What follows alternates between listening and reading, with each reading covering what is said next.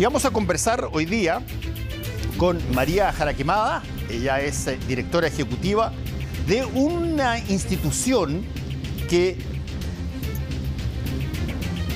creo yo que todos los chilenos debieran conocerla mucho mejor. Primero, tiene un nombre que solamente, de alguna forma, beneficia a la gente. Chile Transparente. Y el Chile Transparente tiene, anclaje en situaciones que todos los ciudadanos tenemos derecho a saber de la institucionalidad pública. ¿Qué tienen derecho a saber? ¿Qué no tienen derecho a saber? ¿Por qué no tenemos derecho a saber determinadas cosas? Bueno, de eso vamos a conversar mucho más ahora, si es que estamos en un paso de un nuevo Consejo Constitucional y probablemente van a haber cosas que tienen que ver con los derechos de las personas a saber información pública y cómo se canaliza aquello. Gracias, María, por estar con nosotros. No, muchas gracias por la invitación. Cuéntanos un poquitito cómo opera Chile Transparente y nos metemos al tiro a la cancha chica. Sí. Nosotros somos una organización de la sociedad civil. Nos suelen confundir con el Consejo para la Transparencia, pero nosotros somos más viejitos. Y Chile Transparente fue creado el año 98 y desde el año 2002 nosotros somos el capítulo chileno de Transparencia Internacional. Es decir, somos parte de este movimiento internacional que está en más de 100 países del mundo. Ya hay organizaciones de la sociedad civil en más de 100 países del mundo, de situaciones tan complejas como Rusia, donde el capítulo tuvo que salir de ahí por amenazas del propio país, como también en casi toda América Latina. Y en países tan desarrollados que siempre están en los mejores lugares. Y quizás por lo que más nos conoce la gente es por el índice de percepción de la corrupción, que todos los años saca Transparencia Internacional y lo que intenta es medir el estado de la corrupción en el sector público, pero a través de la percepción, porque la corrupción en sí nunca se va a poder medir del todo, porque de hecho nunca la vamos a conocer del todo.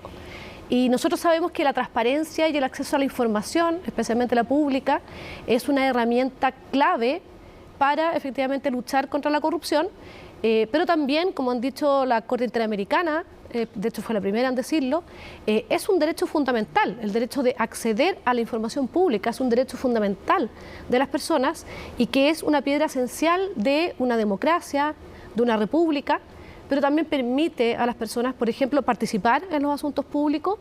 Bueno, para los medios de comunicación, ¿para qué decir? La ley de transparencia y el acceso a la información pública, lo clave que es, pero también permite muchas veces ejercer otros derechos fundamentales, como el derecho a la educación, el derecho a la salud. Muchas veces esa información pública a la cual tú accedes te permite ejercer otros derechos. Entonces, la verdad es que es un derecho clave en una democracia. Sin duda. Ahora, una de las características que tiene aquello que tú puedes saber de la información pública es que lleva también correlacionado, si es que tú necesitas saber a qué puedes acceder públicamente, es porque hay ciertas cosas a las que no tienes acceso. Exacto. ¿Qué cosas los chilenos, por ejemplo, no tenemos derecho a saber y que probablemente en otros países o de acuerdo a lo que ustedes mismos han establecido, debiéramos saber? A ver, hemos avanzado bastante nosotros. Yo te diría que Chile tiene una ley de transparencia desde el año 2009 que se comenzó a implementar, que es bastante buena y especialmente porque tenemos una entidad autónoma que garantiza ese acceso, que es el Consejo para la Transparencia. Ahora, uno de los problemas que nosotros tenemos efectivamente, Fernando, es que ese consejo no tiene competencia sobre todo el Estado. Entonces, por ejemplo, no tiene competencia sobre Contraloría, sobre el Ministerio Público, sobre el Poder Judicial, sobre el Congreso. Entonces, yo te diría que más que haya información que se pueda acceder muy sencillamente a otros países y en Chile no, es que quizás nosotros tenemos un sistema de garantía que está fragmentado, que está atomizado. Entonces, cuando una persona quiere saber información sobre el Congreso y el Congreso no responde a tiempo o no le quiere dar la información, bueno, es complejo porque tiene que judicializar eso. Y no todas las personas tienen el tiempo, los recursos o el conocimiento para hacer eso. Entonces yo te diría que una de las grandes fallas de nuestro sistema es eso, es como la fragmentación y atomización del sistema que no permite que yo pueda acceder a la información del Ministerio de Salud del mismo modo que yo puedo acceder a la información del Congreso. Entonces yo creo que ahí hay un tema. Ahora, efectivamente, hay materias que durante mucho tiempo se han mantenido secretas y reservadas por las leyes. Un clásico ejemplo y que se pidió por ley de transparencia fue la ley reservada al cobre, sí, pues, en su momento. Y que, bueno, se decía no, porque la ley es reservada, etcétera. Y yo recuerdo que los consejeros en ese minuto fueron autorizados a ir a ver la ley reservada al cobre. Entonces fueron, entraron a una oficina, todo muy en reserva, tomaron la ley en sus manos, la leyeron bajo estricta reserva de que ellos no podían decir lo que ahí había. Bueno, cuando ya todos vimos lo que decía la ley del cobre, reservar cobre, ahí ellos muchos años después pudieron decir, oiga, nosotros vimos esto y dijimos, y esto es la ley reservada del cobre, esto es lo que está reservado. Entonces a veces llegamos a situaciones que son un poco absurdas porque la reserva no debiera estar en lo que dice la ley, que no decía mucho, sino efectivamente en que ciertas cosas, ciertas compras, adquisiciones, planificaciones estratégicas que se hacen con los ingresos de la ley reservada al cobre es lo que en realidad no todas las personas debiéramos saber. Bueno, durante toda la época del régimen militar, la ley reservada al cobre tenía este 10% que, de los ingresos del cobre que iban a las Fuerzas Armadas. Y yo creo que esa fue una de las discusiones bien fuertes que se hicieron, sobre todo sí, al principio de la vuelta de la democracia, sobre a ver si es que se podía transparentar todo aquello, porque eran, efectivamente, como tú muy bien lo dijiste, situaciones estratégicas que eventualmente las Fuerzas Armadas consideraban que se podían comprometer la seguridad de Chile. Pero te voy a preguntar sobre algo que se creó en democracia y que cómo funciona y cómo lo ven ustedes. Por ejemplo, la ley de lobby.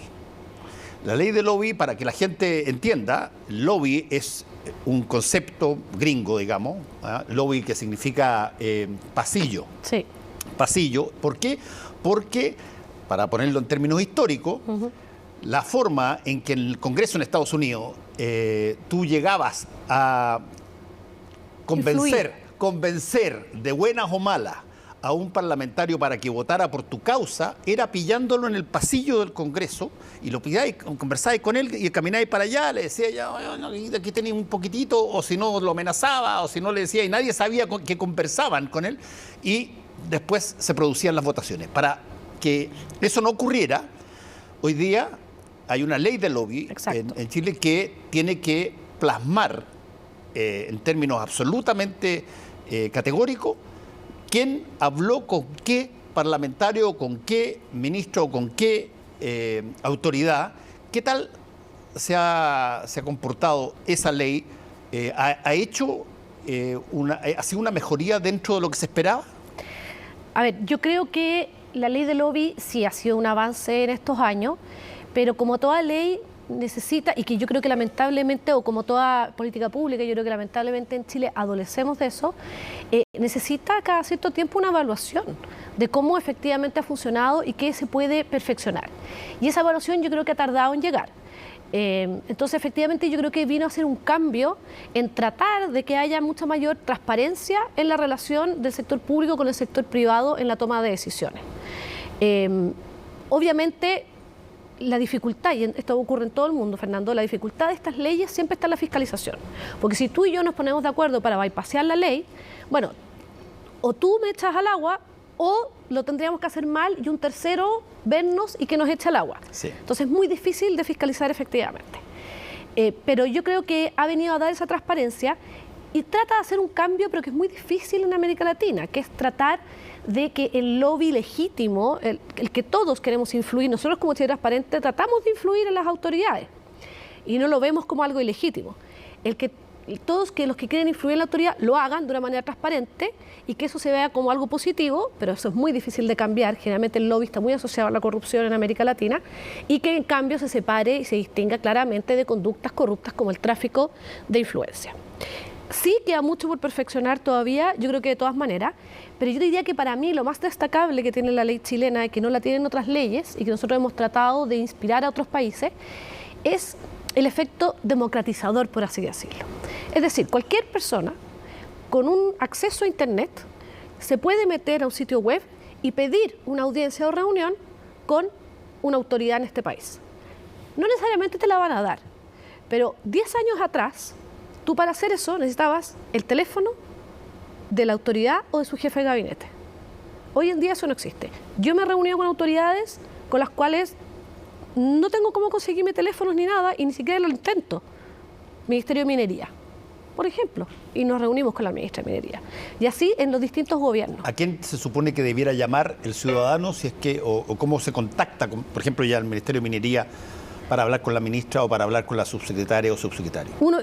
En los sitios web de cada institucionalidad hay una pestaña de transparencia. Y en esa pestaña de transparencia hay mucha información y entre ellas está las solicitudes de ley de lobby. Fantástico. Ahora, déjame plantearte algo que probablemente para ustedes, como Chile Transparente, hoy día es meridianamente importante. Estamos a punto de entrar en un nuevo proceso constitucional. ¿Qué cosas que tienen que ver con los derechos de los ciudadanos, todos, no importa cuál es el signo del color político de ese ciudadano, todos los ciudadanos, cuáles son las cosas que eventualmente podrían ser parte de derechos constitucionales de acceso a información o acceso transparente a el aparato público? Bueno, nosotros de hecho hicimos una propuesta a la comisión experta y la vamos a volver a hacer, por supuesto, al Consejo Constitucional una vez entre en funciones. Y nosotros creemos que hay temas claves que han sido avances que hoy hay en la Constitución actual, por ejemplo, la reforma que se hizo el año 2005, donde se incluye el principio de probidad y el de publicidad, y eso creemos que ha sido un gran avance de la mano de la jurisprudencia de Contraloría, de los tribunales, etcétera. O sea, el principio de probidad hoy en día es algo que nadie cuestiona y es clave mantenerlo. Pero también creemos que podemos ir más allá en algunas cosas que tenemos acuerdo en todos estos años que han pasado. Por ejemplo, en establecer el derecho fundamental de acceso a la información pública. Está en las constituciones de distintos países más modernas, es algo que ha dicho la Corte Interamericana, que nosotros nos regimos por lo que ella dice en estos temas, también el Tribunal Europeo de Derechos Humanos. Por lo tanto, es un derecho, por así decirlo, más contemporáneo, pero es un derecho que se empieza a reconocer en las constituciones más modernas y que es clave en una democracia. El derecho, dices tú, a que cualquier ciudadano pueda acceder tenga acceso a información pública. Acceder a información pública, salvo cuando hayan determinadas causales de reserva que están expresamente establecidas en la Constitución, que se establezcan por ley y cuando se afecte efectivamente eso. Es decir, voy a poner un ejemplo. Una de las causales típicas de reserva es la seguridad de la nación. Sí. Por ejemplo, los temas de defensa, ¿ya? Entonces, lo que se dice es, cuando la publicidad afecte la seguridad de la nación, no se puede acceder a ella, ¿ok? Pero eso no da carta blanca para que todo lo que tenga que ver con la seguridad de la nación o con defensa sea reservado. Entonces, por ejemplo, nosotros hoy en día tenemos un artículo en el Código de Justicia Militar, el artículo 436, que establece la reserva de varias información, entre ellas todo lo que tenga que ver con la dotación de las Fuerzas Armadas. Hace muchos años atrás alguien pidió la información al Ejército sobre cuántos capellanes tenía el Ejército. Y el Ejército le dijo reservado porque tiene que ver con mi dotación. Esa persona se fue al Consejo para Transparencia y esto terminó en tribunales porque dijo, oiga, pero ¿cómo va a afectar a la seguridad nacional saber cuántos capellanes hay? Si yo no estoy pidiendo cuántos reservistas hay. No, porque tiene que ver con la dotación. Entonces, no basta que una ley lo diga. Lo que hay que comprobar es que efectivamente se afecta esa causal que es la seguridad de la nación. Finalmente, tanto el Consejo como nuestros tribunales determinaron que saber el número de capellanes no iba a afectar la seguridad de la nación. Esto pasó hace muchos años y no se ha visto afectar a nuestra seguridad de la nación. Entonces, creemos que ese estándar es relevante de mantener. En el primer borrador, sabemos que es muy inicial, en el primer borrador de la comisión experta, en eso se retrocede respecto de lo que hoy en día tenemos. Nosotros hemos levantado las alertas y hay que ser muy justos en decir que hay varios comisionadas y comisionados de los distintos espectros políticos que han hecho eco de esta alerta y que lo más probable es que hagan modificaciones en las próximas semanas y así de hecho ha quedado en discusiones que están grabadas, etc. Ahora, dime una cosa, María, ¿por qué el Estado, que es yo entiendo la lógica de las Fuerzas Armadas y la reserva que tiene que tener, pero ¿por qué en una serie de materias tendría que guardar información? ¿Cuáles son las razones por las cuales, por ejemplo, se contempla que hay cierta información que es lo suficientemente reservada como para no darla? Yo entiendo todo lo que puede hacer en términos de fronteras, en términos de dotaciones, todo eso. Saquemos eso de lado y démoslo por hecho. ¿En qué otro tipo de cosas más esto podría suceder? Yo también entiendo que hoy día estamos entrando a una fase de segunda o tercera vuelta en materia tecnológica digital, y las cosas están apareciendo y no hay legislación ni tampoco hay criterios de transparencia respecto de qué es lo que va a pasar con las informaciones que nosotros recibimos por vía digital. ¿Qué se hace con eso entonces? Sí, ahí hay que avanzar muchísimo. De hecho, es un tema gigante que se está viendo en otros países, que Chile está un poco atrasado en, no sé si en la discusión, pero sigue siendo muy de nicho, que por ejemplo es todo lo que tiene que ver con la transparencia algorítmica, que es que muchas decisiones del propio Estado se empiezan a basar en inteligencia artificial y nosotros no sabemos cuáles son los criterios, etcétera, y ya sabemos que la inteligencia artificial aprende de nuestros sesgos. Entonces es muy importante también dar transparencia de esa información para que nosotros podamos juzgar si nos parece adecuado, si hay que corregir, etcétera. Entonces, ¿por qué el Estado a veces no te quiere dar información? Bueno, muchas veces por motivos incorrectos, como puede ser, no quiero que me critiquen la toma de decisiones, o a veces creo que soy dueño de la información, no quiero ventilar cosas que no he hecho bien, etcétera. Hay otras razones que son más de peso. Por ejemplo, hay una causal que es la del privilegio deliberativo, que es que muchas veces cuando una decisión que todavía no está afinada, no está totalmente adoptada, como por ejemplo, pensemos la ley corta de ISAPRE. Antes de que ingresara al Congreso, alguien podría haberle pedido al gobierno toda la información, todas las minutas, todas las actas, todo de las reuniones, y el gobierno te podría haber dicho, ¿sabes qué? Nosotros todavía no tomamos una decisión, entonces vamos a resguardar esa esfera todavía, porque no queremos que haya confusión y que se piense que son decisiones que ya están tomadas, porque todavía podemos cambiar de opinión, hasta que el proyecto de ley ingrese, y una vez que ingrese, si quieres, ahí podemos entregarlo. ¿Y qué tanto, María, se rompe un poco esa suerte de secretismo en determinadas circunstancias? Te pongo un ejemplo, la circunstancia más obvia que a uno se le puede ocurrir: investigación de la Fiscalía respecto de algo. Es decir, cuando la justicia tiene que entrar hay situaciones ahí donde tú tienes todavía, qué sé yo, manteles arriba de la lámpara. Sí, hay situaciones donde tienes todavía manteles arriba de la lámpara. De hecho, hay una vieja pelea que yo creo que nunca se resolvió, por ejemplo, entre la Fiscalía y el Senado. ¿Recuerdas? Por las asesorías parlamentarias. Sí. Que la Fiscalía esa información fue pedida, y de hecho Chile Transparente en su momento colaboró en esa solicitud de información, fue pedida al Senado, el Senado dijo que no, y bueno, como no se puede ir al Consejo para Transparencia, y luego la Fiscalía intervino y también le pidió, y también el Senado le dijo que no. Entonces, efectivamente ahí es complejo, pero ahí en teoría ya ni siquiera es un ciudadano o ciudadana frente al Estado, sino que son choques de poderes, donde efectivamente cuando intervienen los tribunales, yo creo que ahí ya la cosa, o sea, es como yo creo que no puede ser que el Estado le niegue información a las otras entidades públicas para ejercer competentemente sus roles. Déjame ahí, porque la dejaste dando bote la pelota y yo quiero chutear. Acaba de pasar un evento, que es el evento de la candidata al Consejo Constitucional, Áñez, del Partido de la Gente, que de pronto, todos descubrieron, tanto en el Partido de la Gente como en el resto del país, porque se informó, esto surgió a través de un medio de comunicación, que ella había estado presa por tráfico de drogas.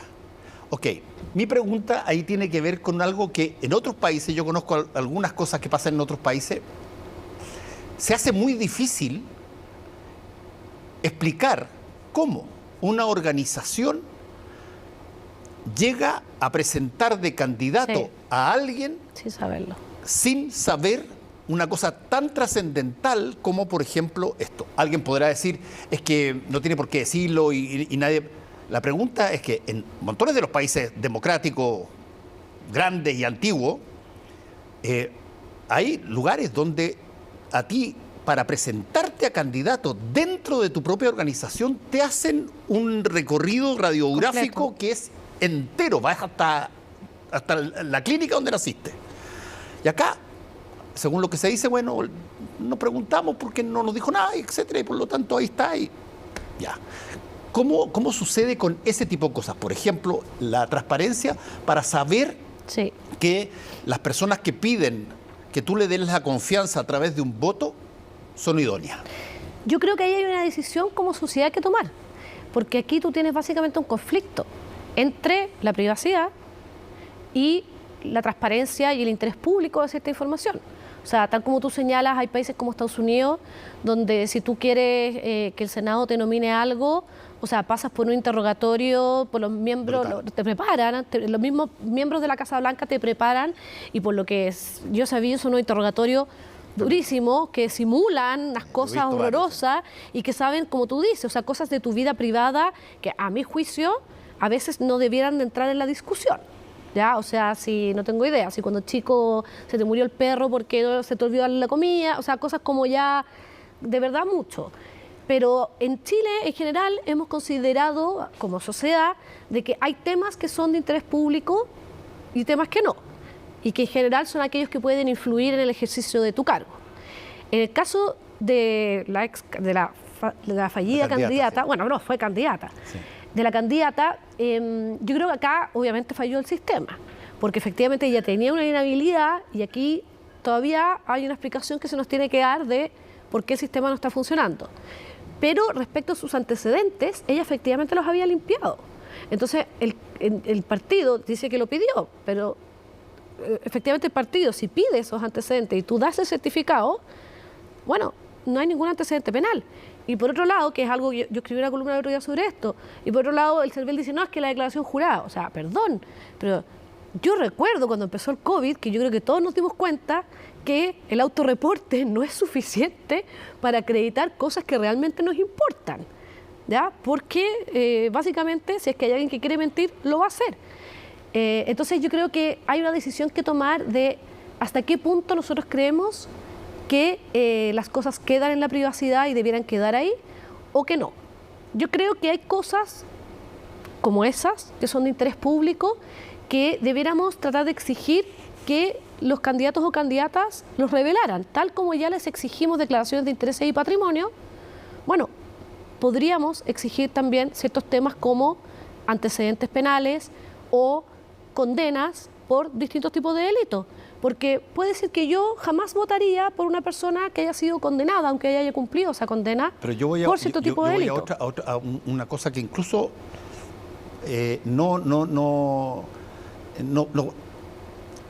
no presiona sobre la información que cada persona tiene derecho a mostrar. No, yo digo, o por lo menos, internamente, por una cosa lógica, ni siquiera por una obligación legal, internamente, a ti te conviene que no pase nunca una cosa como la que pasó. Total. Y por lo tanto, tu método de averiguación de los candidatos y candidatas que vas a tener, tu método tiene que dejarte tan satisfecho como para que no pase una cosa como la que pasó. Y yo creo que aquí todavía se están pegando cabezazos en el partido. Yo estoy de acuerdo contigo y yo creo que ahí, en general, los partidos políticos tienen que ser mucho más diligentes.